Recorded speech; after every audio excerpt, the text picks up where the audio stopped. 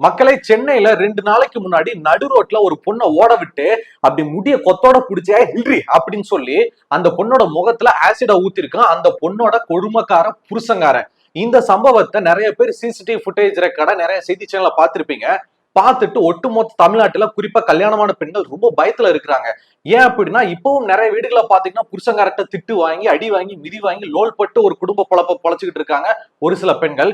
இப்படி இருக்கும்போது ஒரு கட்டத்துக்கு மேல ஆசிட் அடிக்கிற அளவுக்கு வந்துட்டாங்களா அப்படின்னு சொல்லிட்டு பயத்துல இருக்கிறாங்க. சோ இந்த கொடூரமான சம்பவம் எங்க நடந்துச்சு, எப்ப நடந்துச்சு, பாதிக்கப்பட்ட அந்த பெண் யாரு, அந்த பொண்ணோட முகத்துல ஆசிட் அடிச்சதுக்கு அப்புறமா அந்த பொண்ணோட முகம் இப்ப என்ன நிலைமையில இருக்குது, அந்த கொடுமையான சம்பவத்தை பண்ண அந்த கொடுமைக்கார புருஷன் அவன் யாரு அப்படின்றதுதான் இந்த செய்தியில நீங்க தெரிஞ்சுக்க போறீங்க. மக்களை, சென்னை பல்லாவரத்தை சேர்ந்த நீங்க போட்டோல பாக்குற இந்த பொண்ணு சனா பாத்திமா.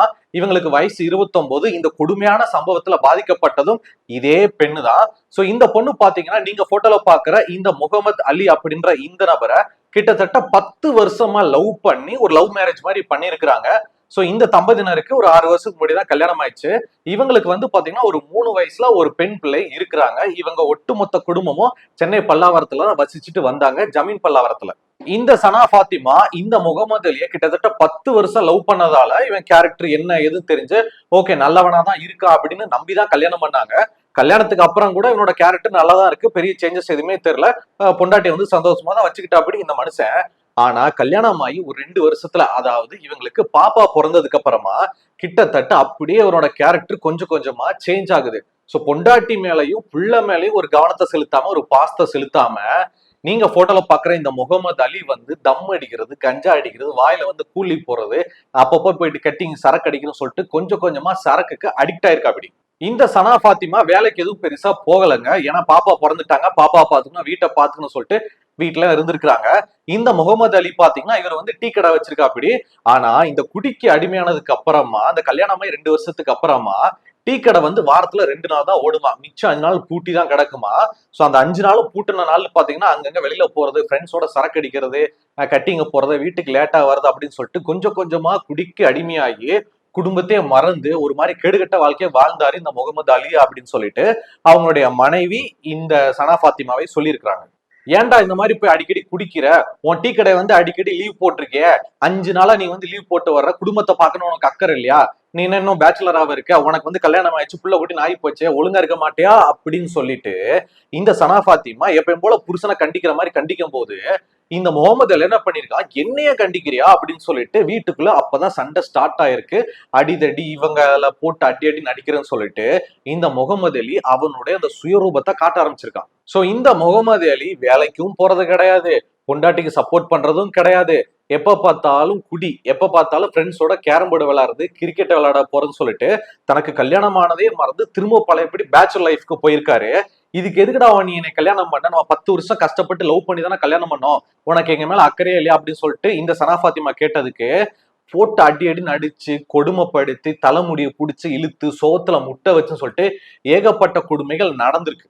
சோ ஒரு கட்டத்துக்கு மேல பொறுமை இழந்த இந்த சனா பாத்திமா இதுக்கு மேல இவனை நம்பி குடும்பம் நடத்த முடியாது, இவன் இப்படியேதான் குடிக்கு வந்து அடிமையாயிட்டு கிடக்குறான், அதனால நாம வேலைக்கு போலான்னு சொல்லிட்டு ஒரு கத்தார் பேஸ் பண்ண ஒரு கம்பெனில வந்து இந்த சனா பாத்திமா வேலைக்கு போக ஆரம்பிச்சுட்டாங்க. சோ மாசம் மாசம் வர்ற சம்பளத்துல வந்து பாப்பா பாத்துக்கிறது, வீட்டை பாத்துக்கிறது, வீட்டு வாடகை கொடுக்கறது, அந்த ஏற்கனவே இருந்த கொஞ்சம் கொஞ்சமா இஎம்ஐ கட்டுறன்னு சொல்லிட்டு குடும்பம் ஓரளவுக்கு நல்லா வந்துச்சு. அப்பயாச்சும் கொஞ்சம் சூடு சொரணை வந்து அந்த மெயில் டாமினேட் பண்ணி, என்ன நீ வேலைக்கு போய் எனக்கு கஞ்சி ஊத்துற, நான் தான் வேலைக்கு போனோம், அப்படியாச்சும் இவன் திருந்துவானு பார்த்தா இவன் அப்பயும் திருந்தவே இல்லை. பொண்டாட்டி தான் வேலைக்கு போறல, இதாண்டா சாக்கு அப்படின்னு சொல்லிட்டு வீட்டுல அப்படி இருக்க ஆரம்பிச்சிட்டான். சோ பொண்டாட்டியை டெய்லி காலையில கொண்டு போயிட்டு ஆபீஸ் வாசல இறக்கி விட்டுட்டு பிள்ளைய அப்படியே பால்வாடியில விட்டுட்டு இவன் நேரம் வீட்டுக்கு வந்துடும். அப்படியே சோ வீட்டுக்கு வந்து 2 படத்தை டவுன்லோட் பண்ணிட்டு அப்படியே 2 கட்டிங்க போட்டு அப்படியே பாப்கார்னை போட்டு படத்தை பார்த்துக்கிட்டு தூங்குறது, மதியத்துக்கு மேல சரக்கு அடிச்சுட்டு சாப்பிட்டுட்டு பாப்கார்னை போட்டு சாப்பிட்டுட்டு தூங்குறது.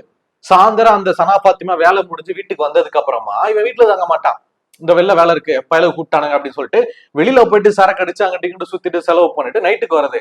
ஒரு குடும்பஸ்தம் பண்ற வேலையா? ஒரு குடும்பஸ்த என்னெல்லாம் பண்ணக்கூடாதோ அந்த எல்லா கொடுமைகளும் எல்லா வேலையுமே இந்த முகமது அலி இந்த சனா பாத்திமாவுக்கும் இவங்க குடும்பத்துக்கும் பண்ணியிருக்கான். இந்த முகமது அலியோட அந்த குடிப்பழக்கம் எந்த அளவுக்கு கொடூரமா மாறிடுச்சு அப்படின்னா, பொண்டாட்டிக்கு இருந்து செலவுக்கு வாங்கி குடிச்சவன் போக போக வீட்டுல பொண்டாட்டி சேர்த்து வச்சிருந்த அங்கங்க வச்சிருந்த காசை ஆட்டையை போட்டு போறது, வீட்டுல வந்து நகை பணம் இருக்கும் பாத்தீங்களா அதை எடுத்துட்டு போய் அடகு வச்சுட்டு போய் குடிக்கிறது, அந்த சின்ன பொண்ணு இருக்கும் பாத்தீங்களா அந்த இவங்களுடைய பொண்ணு, அந்த பொண்ணோட கொலுசு இருக்குங்க வீட்டுல, அதை தூக்கிட்டு போய் அடகடலை வச்சு காசை ரெடி பண்ணி போயிட்டு சரக்கு அடிக்கிறேன்னு சொல்லிட்டு அப்படிப்பட்ட ஒரு குடிகார பையனா குடிக்க அடிமையாயிட்டான். இதுக்கு மேல அந்த சனா ஃபாத்திமால பொறுக்கவே முடியல.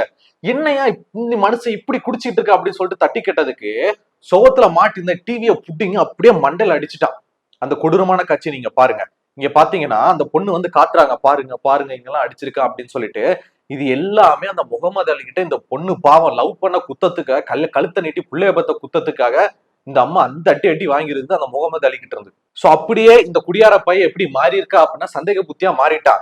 இவனும் வேலைக்கு போக மாட்டான், பணம் சம்பாதிக்க மாட்டான், குடும்பத்தை பாத்துக்க மாட்டான், ஆனா வேலைக்கு போற பொண்டாட்டிக்கும் சப்போர்ட் பண்ண மாட்டான், ஆனா சந்தேகப்படுவான். சோ அந்த வேலைக்கு போற இந்த சனா ஃபாத்திமா அவன் எப்படி சந்தேகப்பட்டிருக்கா அப்படின்னா, என்ன வேலைக்கெல்லாம் போற, வர வர மேனாமினிக்கு ஆயிட்டு வர்ற, ஆபீஸ்ல யாரையா வச்சிருக்கியா, கிளைண்ட் மீட்டிங் எங்ககிட்ட போற, எவன் கூட எல்லாம் படுத்த அப்படின்னு சொல்லிட்டு கொச்ச கொச்சையா பேசுறது, தான் லவ் பண்ணி கல்யாணம் பண்ணிக்கிட்டு அந்த பொண்ணையும் சந்தேகப்படுறது, அந்த பொண்ணை வந்து வேற மாதிரி அந்த மவ இந்த மவ சொல்லி திட்டுறன்னு சொல்லிட்டு எல்லா கொடுமைகளும் நடந்திருக்குங்க.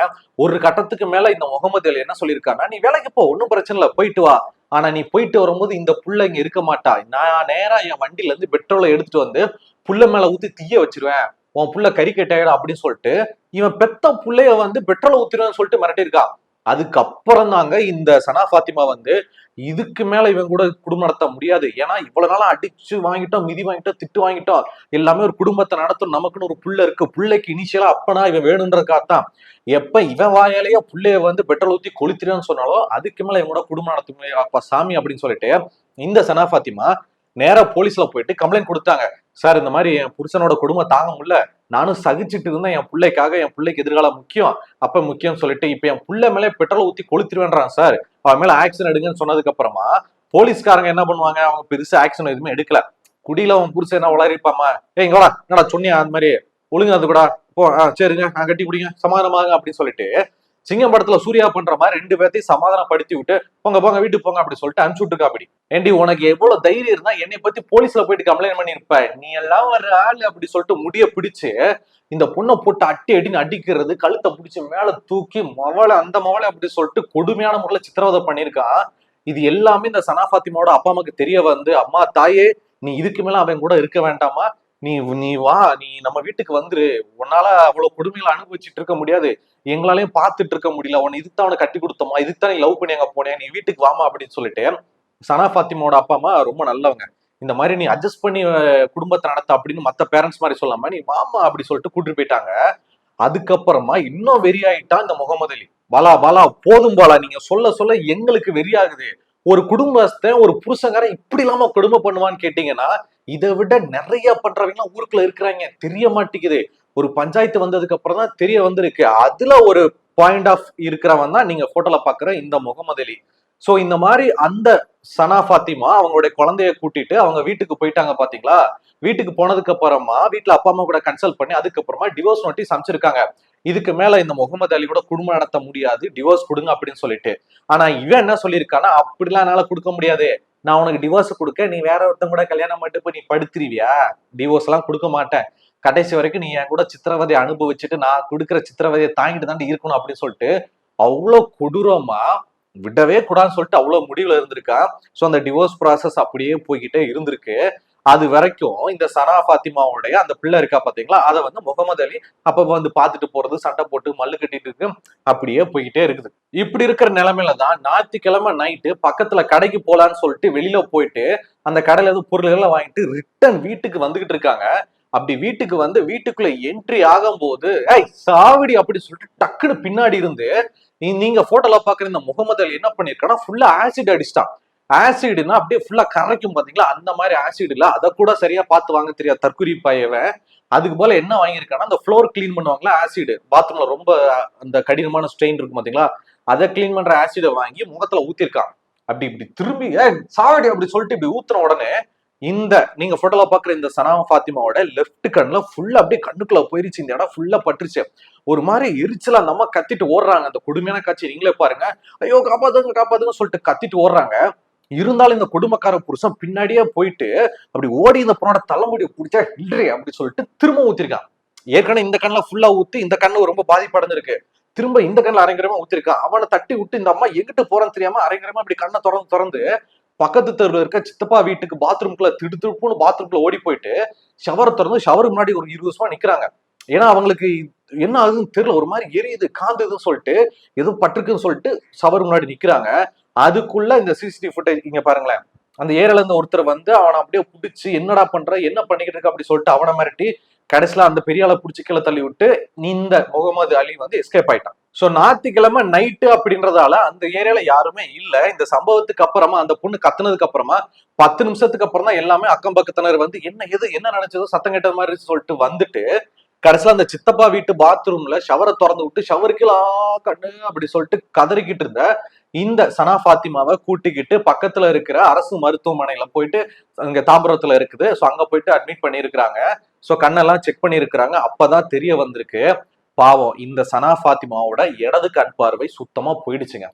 பார்க்க முடியாது, ரொம்ப கஷ்டம் அப்படின்ட்டாங்க. ஏன்னா அந்த ஆசிடோட வீரியத்துல இந்த கண்ணுல இருந்த ஜவ்வெல்லாம் அப்படியே உருகிடுச்சு. ஆபரேஷன் பண்ணி தையல் போட்டு வச்சிருக்காங்க. அதுல கண் பார்வை 100% வர வாய்ப்பே இல்லை.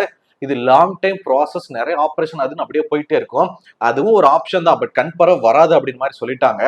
பாருங்க எவ்வளவு கஷ்டப்பட்டு இந்த இடத்துல எவ்வளவு வீங்கி இந்த அம்மா எப்படி நிலைமையில உட்காந்துருக்குன்றத நீங்களே பாருங்க. இதுல வலது கண்ணு இருக்கு பாத்தீங்களா, இது வந்து 2வதா ஊத்துன இடம். இந்த கண்ணுல தான் ஃபர்ஸ்டா ஊத்திருக்கா, மொத்தமா உள்ள போயிடுச்சு. இந்த 2வது கண்ணு இந்த பக்கத்துல இருக்கிற வலது கண்ணுல பாத்தீங்கன்னா 80% கண் பார்வை போயிடுச்சு. 20% கண் பார்வை தான் தெரியும். சோ இதை ஃபுல்லா போயிட்டு இதை மட்டும் இப்படிதான் பாத்துக்கிட்டு இருக்காங்க. சோ 20% அப்படிங்கும் போது ஒத்த கண்ணுல எல்லாருமே ஒரு மாதிரி பிளர்ரா இமேஜ் மாதிரி தான் தெரிவாங்க. யாரு என்ன நம்ம முன்னாடி யாரு இருக்கிறான்னு சொல்லிட்டு அக்யூரேட்டா தெரியாது. ஐ திங்க் ஆல்மோஸ்ட் 2 கண்ணுமே போயிடுச்சு. சோ இப்போ இந்த சனா பாத்திமா அவங்களுக்கு 2 கண்ணுமே போயிடுச்சு. இவங்களால சுத்தமா பார்க்க முடியல.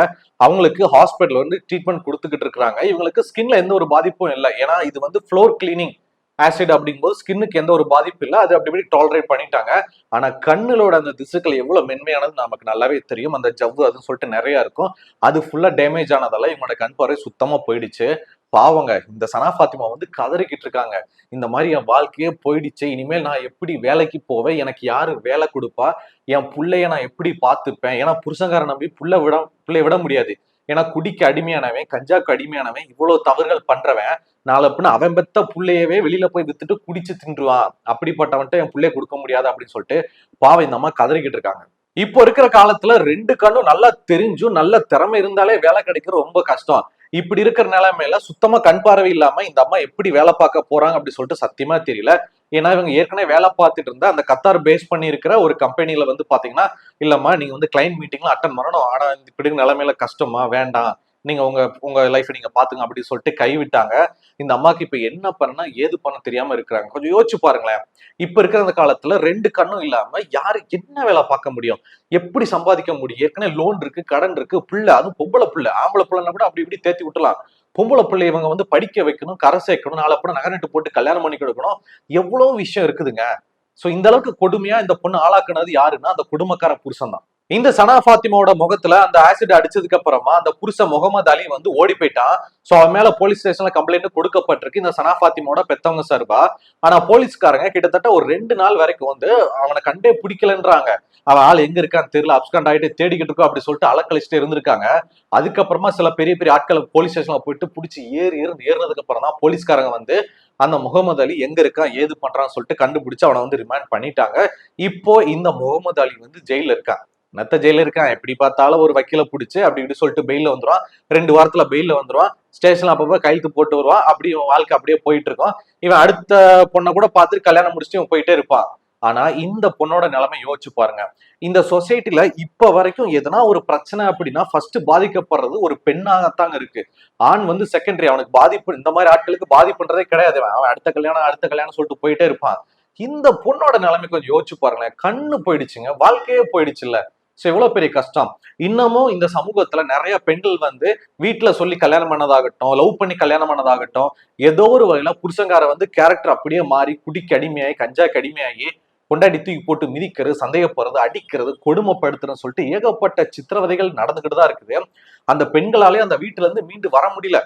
அவனுக்கு வந்து டிவோர்ஸ் கொடுத்து வர முடியல. ஏன்னா குழந்தை குட்டின்னு ஆகி போச்சு. அவங்க பொழப்பையும் பார்க்கணும், புருஷங்கார வேணும், அப்ப ஸ்தானத்துல இவ இருக்கணும் அப்படின்றதால சொசைட்டியோட அழுத்தத்தாலையும் இன்னமும் அந்த கொடுமையில சகிச்சுட்டு வீட்டுல அப்படியே இருக்கிறாங்க. ஒரு சில இடங்கள்ல தான் பேரண்ட்ஸோட அனுமதியோட பேரண்ட்ஸை நீ வா, அப்படிப்பட்ட அந்த மொல்ல மாதிரி பையனோட நீ குடும்பம் நடத்த அவசியம் இல்ல, நாங்க என்ன உசுரோட தான் இருக்கோம், நீ வாமா அப்படி சொல்லிட்டு அந்த கட்டி கொடுத்த பிள்ளைய திரும்ப கூட்டிட்டு வந்து டிவோர்ஸ கொடுத்து படா அப்படி சொல்லிட்டு பத்தி விட்டு இந்த பிள்ளைக்கு அடுத்த ஒரு நல்ல வாழ்க்கைக்கு சில விஷயங்கள் பார்த்துக்கிட்டு இருக்காங்க. அந்த மாதிரி இந்த பொண்ணு முதலே முடிவு எடுத்திருந்தா இந்த நிலைமை வந்திருக்காது. என்னதான் இந்த சனா பாத்திமா இந்த முகமது அலியா 10 வருஷமா லவ் பண்ணி கல்யாணம் பண்ணியிருந்தாலுமே அப்பெல்லாம் அவன் கேரக்டர் வந்து தெரியல, கல்யாணத்துக்கு அப்புறம் தான் மாறிட்டான் அப்படின்னு தெரிய வந்ததுக்கு அப்புறமா பல வருஷமா இந்த கொடுமைகளை இந்த பொண்ணு அனுபவிச்சிருக்கு. எத்தனை டைம் அடிச்சிருக்கா, எத்தனை டைம் சித்திரவதை பண்ணிருக்கா. அப்படி ஒரு டைம் அப்படி பண்ணும் போதே நீங்களாம் ஆம்பளே கிடையாதா போடா நீ எனக்கு தேவையில்லடான்னு சொல்லிட்டு காரி முகத்துல துப்பிட்டு இந்த பொண்ணு வந்திருந்துச்சு அப்படின்னா இந்த பொண்ணுக்கு இந்த அளவுக்கு நிலைமையே வந்திருக்காது. அது வந்துட்டு இந்த பொண்ணு பக்கத்துல இல்லாம வேற ஊருக்கு போயிட்டு வேற பொழப்பு பார்த்துட்டு போயிட்டே இருக்கலாங்க. சோ எனக்கு புரியுது, சூழ்நிலை எல்லா நேரமும் ஒரே மாதிரி இருக்காது பாலா, நீங்க நினைக்கிற மாதிரி எல்லா இடத்துலயும் நடக்காதுன்னு எனக்கு புரியுது. பாதிக்க போறது என்னமோ பெண்கள் தாங்க. ஒரு அக்கா தங்கச்சி கூட பிறந்த எனக்கு வந்து அவ்வளவு ஆத்திரமா வருது. இந்த இடத்துல என் அக்காவா இருந்தா, இந்த சனா பாத்திமா எனக்கு ஒரு அக்காவா இருந்தா எனக்கு எவ்வளவு ஆதங்கம் வருமோ அந்த ஆதங்கம் தான் இப்ப நான் உங்க முன்னாடி கொட்டிக்கிட்டு இருக்கேன். இந்த மாதிரி ஆட்களுக்கு எல்லாம் எங்க இருந்து கடவுள் தண்டனை கொடுக்க போறான்னு தெரியல. அரசாங்கம் தண்டனை கொடுக்க மாட்டேங்குது, கடவுள் தான் இந்த மாதிரி கொடுமைக்காரனுக்கு தண்டனை கொடுக்கணும். இந்த செய்தியை பத்தின உங்களுடைய கருத்துக்கள் என்ன? இந்த அக்கா இவ்வளவு தூரத்துக்கு பாதிக்கப்பட்டிருக்காங்க, இவங்க இதுக்கப்புறம் என்ன பண்ணலாம், இவங்க வாழ்க்கையில முன்னேறி வர்றதுக்கு, அவங்க பிள்ளைகளை பார்த்துருக்கு என்ன பண்ணலாம் அப்படின்ற உங்களோட ஐடியாவையும், இந்த மாதிரி கொடுமைக்கார புருஷனை நமக்கு முன்னாடி இருக்கிறான் அப்படின்னா இவனுக்கு என்ன தண்டனை கொடுக்கலாம் அப்படின்ற உங்களுடைய கருத்துக்களை பாலாவை என் கூட சேர்ந்து கீழே கமெண்ட்ல தெரியப்படுத்துங்க.